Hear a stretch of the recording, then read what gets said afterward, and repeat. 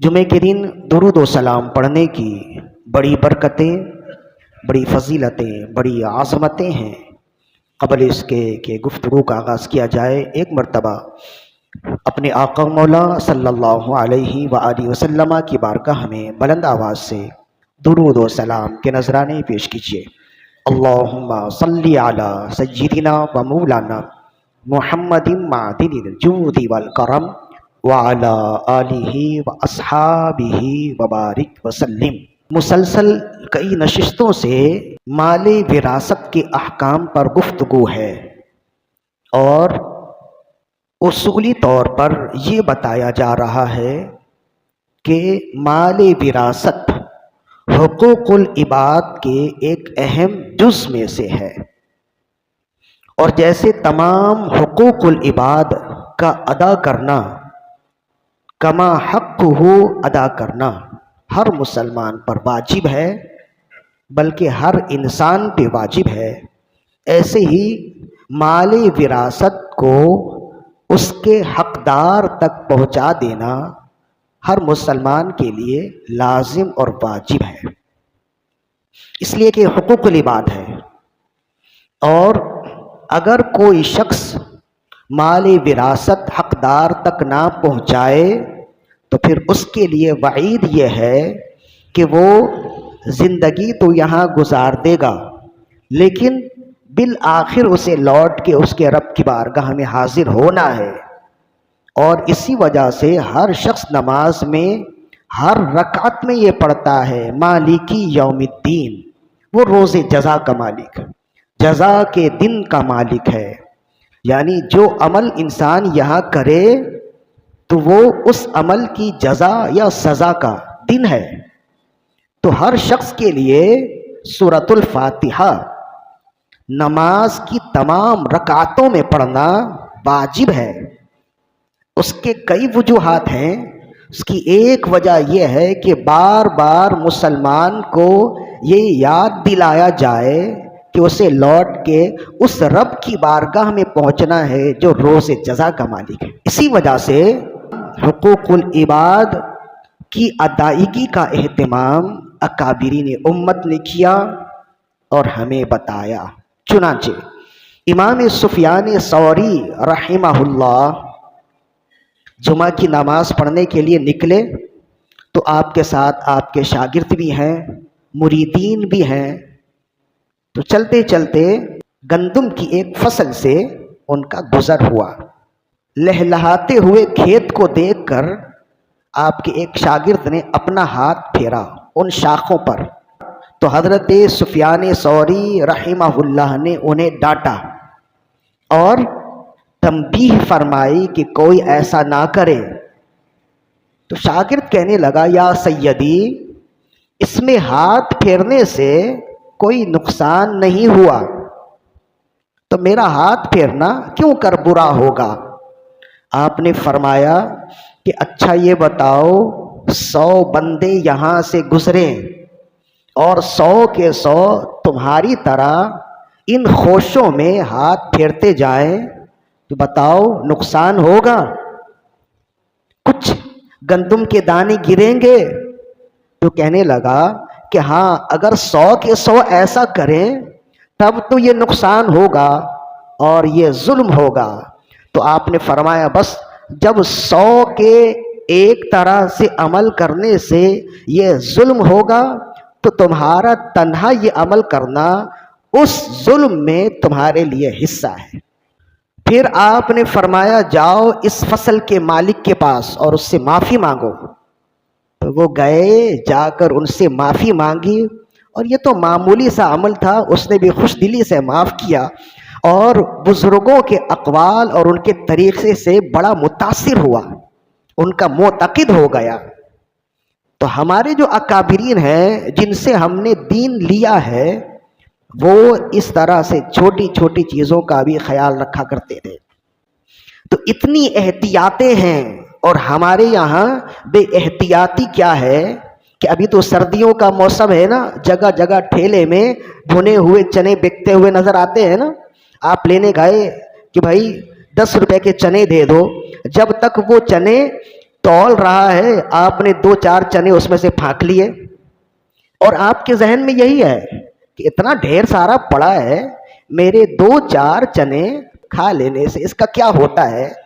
تو پھر یہی اصول دہرائیے کہ آپ اپنے آپ کو ایک سمجھ رہے ہیں، دن بھر میں 100 بندے اس کے ٹھیلے پہ آئیں اور 3-3 چنے اٹھا کر کھا جائیں تو 300 چنے تو اس کے گئے نا، تو نقصان اس کا ہوا، تو یہ ظلم ہوا، اور آپ نے جو 3 چنے کھائے اس ظلم میں سے آپ کا حصہ ہے جس کا حساب آپ کو دینا ہوگا۔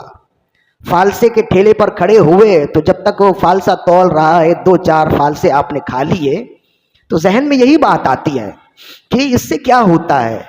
اچھا، بعض اوقات ایسا بھی ہے کہ بعض محتاط ہیں تو پوچھ لیتے ہیں کہ میں کھا لوں، تو اب وہ بیچارہ غیر ملکی ہے یا غیر شہری ہے، اسے آپ کو منع کر کے آپ سے دشمنی تھوڑی لینی ہے، وہ بیچارہ یا تو ڈرتے ہوئے یا لحاظ میں کہہ دیتا ہے کھا لو۔ تو یہ یاد رکھیے، اگر یہ وہم ہو کہ یہ ڈرتے ہوئے یا لحاظ میں کہہ رہا ہے، تب بھی احتیاط یہی ہے کہ اس کی اجازت کے باوجود نہ کھایا جائے۔ آپ کو اتنا ہی جی چاہ رہا ہے، تھوڑی دیر صبر کر لیں، جب آپ کا سامان تول لیا گیا، جب اس نے آپ کے ہاتھ دے دیا، آپ نے اس کی قیمت ادا کر دی، آپ 1-2 نہ کھائیں، پورا کھا جائیں، وہ آپ کی چیز ہے۔ یہ احتیاط ضروری ہے۔ تو ایک معمولی سی چیز کے حوالے سے جب اسلام اس قدر ہمیں تاکید فرماتا ہے، اس کی پکڑ ہوگی، تو جو لوگ مال وراثت غبن کر کے بیٹھے ہیں، ہڑپ کیے بیٹھے ہیں، تو کیا ان کی پکڑ نہیں ہوگی؟ بے شک ان کی بھی پکڑ ہوگی۔ حدیث شریف میں آیا کہ رسول اللہ صلی اللہ علیہ وآلہ وسلم نے ارشاد فرمایا، ایک بہت ہی نیک اور پرہیزگار شخص ہے، مر گیا تو اسے جنت میں جانے سے روک دیا گیا، فقط اس وجہ سے کہ اس نے کھانا کھانے کے بعد کسی دوسرے کی جھوپڑی سے ایک تنکا لے لیا تھا خلال کرنے کے لیے۔ تو بغیر اجازت کے ایک تنکا خلال کرنے کے لیے جب اس نے لے لیا تو اللہ تعالیٰ نے اسے جنت میں جانے سے روک دیا اور فرمایا، جب تک تمہارے درمیان میں لین دین کا فیصلہ نہ ہو جائے تب تک تمہارے لیے چھٹکارا نہیں ہے۔ تو انسان کو ڈر جانا چاہیے کہ وہ یہاں ہیرا پھیری کر لے گا، 2-4 پیسوں کا ہیر پھیر کر لے گا، اپنے دن گزار لے گا، لیکن بالآخر اس نے اپنے رب کی بارگاہ میں پہنچنا ہے۔ تو وہاں پھر وہ کیسے حساب دے پائے گا؟ وہاں تو درہم و دینار نہیں ہے نا، وہاں حساب کا سلسلہ تو عبادتوں سے ہوگا۔ علامہ شامی رحمۃ اللہ علیہ نے لکھا، 3 پیسہ اگر کسی نے کسی کا ناجائز لیا ہوگا تو 3 پیسوں کے بدلے اس شخص سے اس کی 700 با جماعت مقبول نمازیں اسے دے دی جائیں گی۔ تو پھر بچے گا کیا انسان کے پاس؟ ایک تو ہمارے پاس ایسی ہی نمازیں نہیں ہیں، عبادات نہیں ہیں، جو کچھ عبادات ہیں وہ عبادات بھی اگر مطالبہ کرنے والے لے جائیں گے تو پھر ہمارے پاس تو کچھ نہیں ہوگا، سوائے حسرت اور خسران و نقصان کی کچھ نہیں ہوگا۔ لہذا حقوق العباد سے ڈریے اور جہاں تک ممکن ہو بچنے کی کوشش کیجیے، ایک۔ اور دوسری بات یہ ہے کہ جب اللہ عز و جل ایک شخص کو ایک تنکے کے بدلے میں سزا دے گا تو کیا جو اپنے بھائی بہنوں کے وراثت کا مال غصب کیے ہوئے دبائے ہوئے بیٹھے ہیں، جنہوں نے بھائیوں کو بہنوں کو اپنے باپ کی وراثت کا مال نہ دیا، تو کیا وہ لوگ بچائے جائیں گے یا بچ جائیں گے؟ جو رب ایک تیلی کا حساب لینے والا ہے تو کیا وہ لاکھوں لاکھ مال غبن کرنے والوں کا حساب لینے والا نہیں ہوگا؟ تو یہ ایک عمومی مسئلہ ہے، یہ میرا یا آپ کا یا فرد واحد کا مسئلہ نہیں ہے، یہ من حیث القوم یہ ایک عمومی مسئلہ ہو گیا ہے کہ جو بڑا ہے، جو طاقتور ہے، وہ چاہتا ہے کہ باپ کے مال میں سے کسی دوسرے کو نہ ملے، مجھے ہی ملے۔ تو یاد رکھیے کہ یہاں آپ ڈرا لیں گے، دھمکا لیں گے کسی بھی طرح سے، لیکن بالآخر حساب تو دینا ہی ہوگا۔ تو وہاں کا حساب بہت سخت ہے، اس سے بچنا ہر ایک کے لیے ضروری ہے، اور بچنے کا حل یہی ہے کہ جس کا جو حق ہے یہاں پہ ہی دے کے معاملہ صاف کر لیا جائے، ورنہ آخرت میں سخت پکڑ ہوگی۔ اور معاملے کے حوالے سے ہم نے پہلے بھی بتا دیا کہ وراثت، یہ یاد رکھیے کہ عام طور پر باپ کے وصال کے بعد ہی جو مال تقسیم ہو اسے وراثت کا مال کہتے ہیں، اس لیے کہ عمومی طور پر ایسا ہی ہوتا ہے، ورنہ یاد رکھیے وراثت کا مال تقسیم ہوگا خواہ وہ باپ کے مرنے کے بعد ہو یا ماں کے مرنے کے بعد، خواہ وہ باپ کے انتقال کے بعد ہو یا ماں کے انتقال کے بعد۔ ماں کے انتقال کے بعد بھی جو بھی مال ہوگا، خواہ وہ بڑی رقم ہو خواہ 1 روپیہ ہو، وہ بھی قانون کے مطابق بچوں میں تقسیم ہوگا۔ کسی ایک کے لیے کوئی ایک سامان بھی لینا ناجائز ہے جب تک تمام شرکاء، تمام ورثاء اس کی اجازت نہ دے لیں۔ ہمارے ہاں ہوتا یہ ہے کہ اماں کا انتقال ہو گیا تو اماں کی انگوٹھی بڑی بہن نے لے لیے، کڑے جو تھے وہ چھوٹی بہن کو دے دیے ایک ایک کر کے، باقی کچھ نہ بچا، بھائیوں نے کہا چلو بہنوں نے لے لیے تو ٹھیک ہے۔ تو ایسا نہیں ہے، جب وراثت کا مال تقسیم، باپ کا مال تقسیم ہوگا تو ماں کے وصال کے بعد بھی اس کا مال تقسیم ہوگا۔ ہاں یہ چونکہ ورثاء کا حق ہے، اگر ورثاء باہمی اتفاق سے، رضامندی سے کسی ایک کے لیے کوئی چیز دے دیں تو وہ رضامندی ہے تو وہ ان کے لیے ہو جائے، بشرطے کہ وہ سب کے سب خوش دلی سے راضی ہوں، بشرطے کہ وہ سب کے سب بالغ ہوں، بشرطے کہ وہ سب کے سب بالغ ہونے کے ساتھ عاقل ہوں، کم عقل نہ ہو، کوئی پاگل نہ ہو، تو اس کی اجازت بھی معتبر نہیں ہے۔ تو اب اس کے لیے سب سے پہلے ہم نے کیا کرنا ہے، والد کا انتقال ہو یا والدہ کا انتقال ہو، سب سے پہلے ان کے مال میں سے تجہیز و تدفین ہے، اور اس کے بعد ان کا قرض ادا کرنا ہے، اور قرض ادا کرنا یہ ورثاء پر لازم ہے، واجب ہے۔ بعض فقہا نے لکھا قرض کی ادائیگی تو فرض ہے، وہ مرحوم نہ کر سکا تو اب ان کے ورثاء کریں گے، مال بھی اس کا ہے، اب تم نے فقط اس کا مال حقدار کے حوالے کر دینا ہے۔ تو اب قرض کی اہمیت یہ ہے کہ اسی وجہ سے حضور پاک نے فرمایا، رسول اللہ صلی اللہ علیہ وآلہ وسلم نے، کہ قرض کم لو زندگی اچھی گزرے گی، جس قدر قرض لیتے جائیں گے مزید اور الجھنیں بڑھتی چلی جائیں گی، اور پھر اچانک آنکھیں بند ہو جائیں تو پیچھے مشکلات ہے۔ لیکن اگر کوئی قرض لے کر اس دنیا سے چلا گیا تو اب مرحوم کا سب سے پہلا حق اس کے ورثاء پہ یہ ہے کہ اس کے خود کے مال میں سے قرض ادا کیا جائے، حتیٰ کہ تجہیز و تدفین کے بعد قرض کی ادائیگی میں اگر سارا مال چلا گیا تو سارا مال دے دے، اس لیے کہ اس کی سخت وعید آئی۔ ایک حدیث شریف میں رسول اللہ صلی اللہ علیہ وآلہ وسلم نے ارشاد فرمایا، مسند احمد کی حدیث ہے، کہ آپ نے فرمایا کہ جو اللہ کی راہ میں مارا جائے وہ شہید ہوتا ہے نا، وہ شہید ہوتے ہی اس کی مغفرت ہو جاتی ہے، سارے گناہ اس کے معاف کر دیا جاتے ہیں۔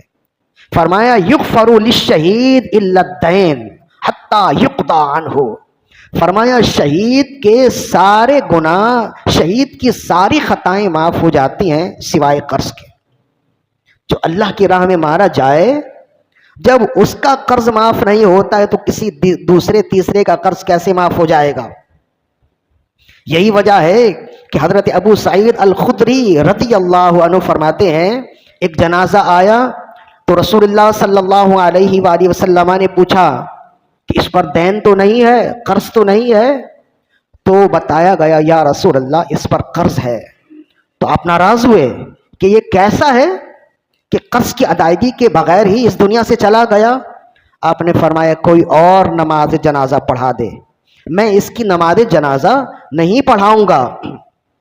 مولا علی آگے آئے، عرض کرنے لگے یا رسول اللہ اس کے قرض کی ادائیگی کی ذمہ داری میں لیتا ہوں، آپ پڑھا دیں۔ تو پھر رسول اللہ صلی اللہ علیہ وآلہ وسلم نے اس کی نماز جنازہ پڑھائی، اور پھر آپ نے مولا علی رضی اللہ عنہ کو دعا دیتے ہوئے فرمایا جیسے تم نے اس کے لیے چھٹکارا کیا اللہ جہنم کی آگ سے تمہیں بھی چھٹکارا دے۔ تو صحابہ عرض کرنے لگے یا رسول اللہ یہ دعا انہی کے لیے ہے یا سب کے لیے؟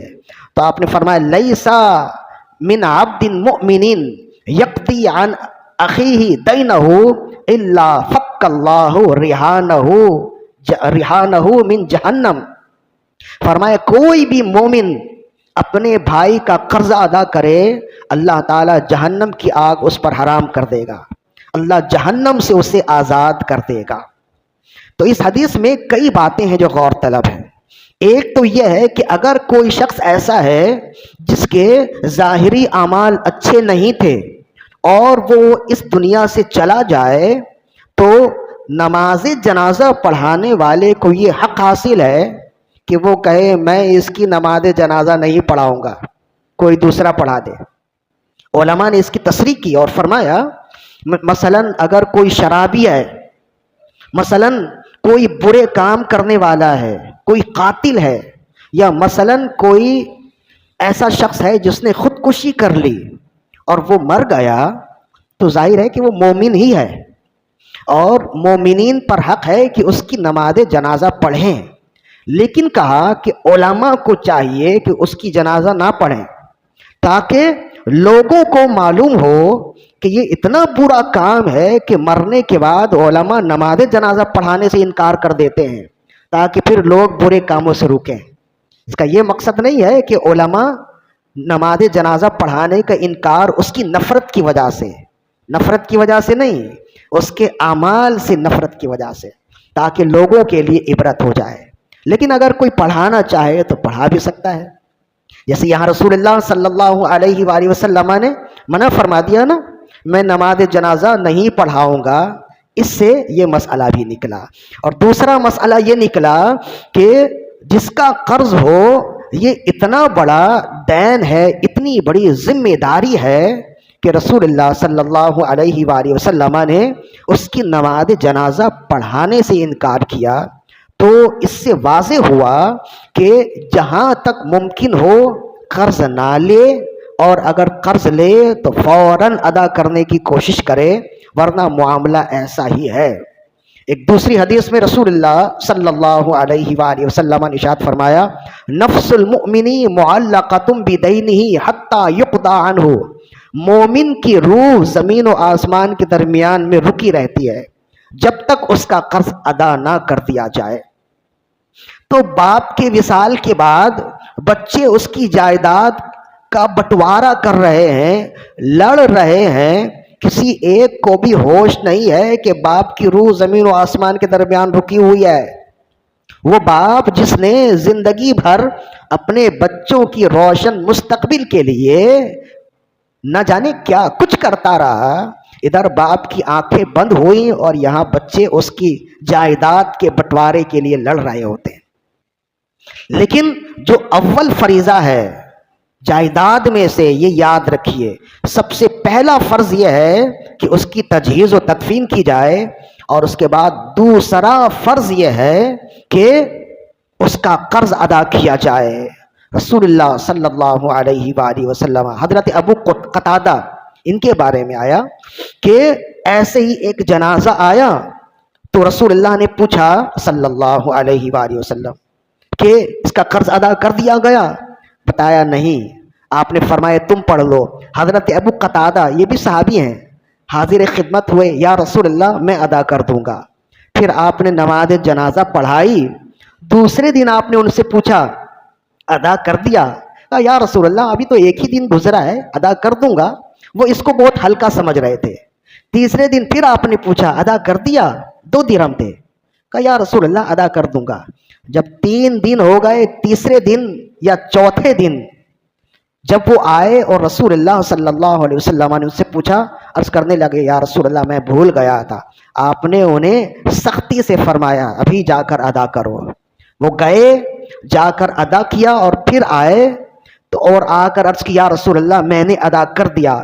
فرمایا تم جانتے ہو اب جا کر اس کے بدن میں ٹھنڈک آئی ہے، ورنہ اتنے وقت تک وہ جل رہا تھا، تم اسے چند لمحوں کی بات سمجھ رہے ہو، جتنے دنوں تک تم نے تاخیر کی اس کا بدن جل رہا تھا، اب جا کر اسے ٹھنڈک ملی ہے۔ تو ہم تو ان چیزوں کو بہت ہی معمولی سمجھتے ہیں نا۔ ہمارے ہاں تو من حیث القوم قرض لے کر کھا جانا یہ تو کوئی گناہ ہی نہیں ہے، یہ تو کوئی عیب ہی نہیں ہے، حالانکہ یہ بہت بڑے عیبوں میں سے ہے۔ تو اللہ ہر ایک کو سلامت رکھے، زندگیاں آباد رکھے، لیکن موت و حیات کا سلسلہ ہر ایک کی زندگی کے ساتھ ہے، ہر ایک کے خاندان کے ساتھ ہے۔ تو والد کا انتقال ہو جائے یا والدہ کا انتقال ہو جائے تو سب سے پہلے تجہیز و تدفین کریں، اور اس کے بعد معلوم کریں کہ کس کس کا قرض ہے ان کے پاس، انہوں نے کس کس سے قرض لیا ہے، معلوم کریں۔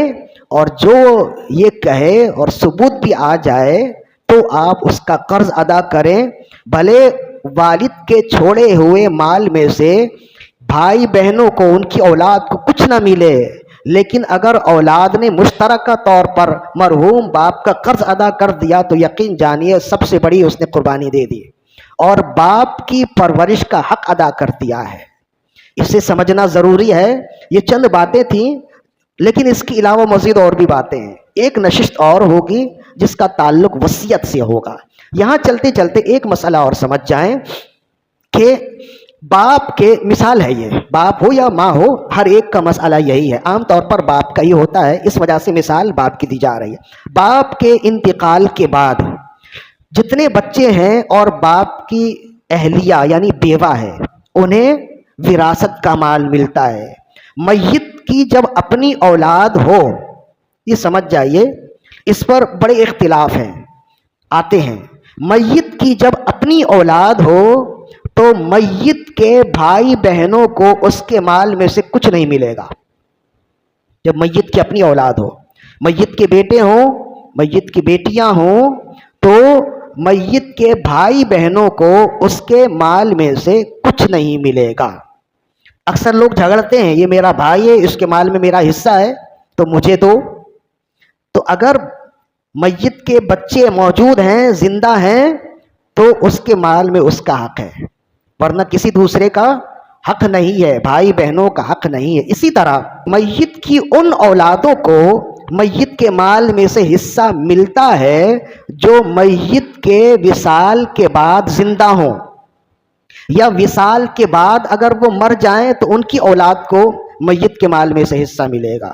لیکن اگر وہ اولاد جو میت کے انتقال سے پہلے ہی انتقال کر چکی ہے، مثلا باپ ہے، اس کے 4 بیٹے ہیں، ایک بیٹے کا انتقال باپ کے انتقال سے پہلے ہو گیا، پھر اس کے خواہ ایک لمحہ ہی کیوں نہ ہو، پھر اس کے 1 مہینے کے بعد باپ کا انتقال ہو گیا، تو جس کا انتقال باپ کے وصال یا انتقال سے پہلے ہوا ہے، اگر اس کی اولاد بھی ہو تب بھی اس اولاد کو اس کے ورثے میں سے حصہ نہیں ملے گا۔ حصہ ان اولاد کو ملتا ہے جو میت کے بعد زندہ ہوں یا میت کے بعد مریں۔ میت سے پہلے اگر جو اولاد مر گئی ان کو حصہ نہیں ملتا ہے۔ یہ جھگڑا ہوتا ہے کہ باپ کا انتقال ہو گیا، باپ کے بچے بھی ہیں، پھر اس کے بعد باپ کے باپ کا انتقال ہوا یعنی دادا کا انتقال ہوا، تو اب پوتے آتے ہیں کہ میرے باپ کا بھی تو حصہ ہے اس میں۔ تو یہ یاد رکھیے کہ اگر میت کے انتقال سے پہلے کوئی بچہ مر گیا، کوئی بیٹا یا بیٹی اس دنیا سے چلی گئی، تو باپ کی وراثت میں اس کا حصہ نہیں ہوتا ہے۔ تو اس میں لڑنے جھگڑنے کی ضرورت نہیں ہوتی ہے، بس تو غریباں ہو رہے ہوتے ہیں۔ ایک دن نہیں ہے یا ہفتہ نہیں ہے، روز کئی کالیں صرف اسی حوالے سے آتی ہیں۔ 2 باتیں، وہ ایک تو یہ ہے، اور دوسری بات یہ ہے کہ زندگی میں ہی حصہ دے دیا، پھر بھی بچے والدین کو تنگ کر رہے ہیں اور انہیں ڈرا رہے ہیں، دھمکا رہے ہیں، ضد کر رہے ہیں کہ اس جائیداد میں میرا حصہ دو، جبکہ ہم نے بتا دیا ہے کہ جب تک بندہ موجود ہے وہ اپنی جائیداد کا خود وارث ہے۔ اولاد کو حق نہیں ہے کہ وہ اس جائیداد میں سے اپنا حصہ مانگیں، اگر طلب کریں گے، سختی کریں گے، وہ گناہگار ہوں گے، دوسرے کی چیز پہ آپ کا حق ہی نہیں ہے۔ تو آپ کیسے مانگ سکتے ہیں؟ جب کوئی مر جائے تب اس کا حصہ ڈکلیئر ہوتا ہے، واضح ہوتا ہے. جب تک زندہ ہے تو جو چیز میری ہے، جب تک میں زندہ ہوں وہ چیز میری ہے. آپ کیسے اس کے حوالے سے طلب کر سکتے ہیں، مطالبہ کر سکتے ہیں؟ ہاں، جب میں دنیا سے چلا جاؤں تو میرے پیچھے جو میرا سامان ہے وہ میری اولاد میں تقسیم ہوگا. تو اسے یاد رکھیے، سمجھیے.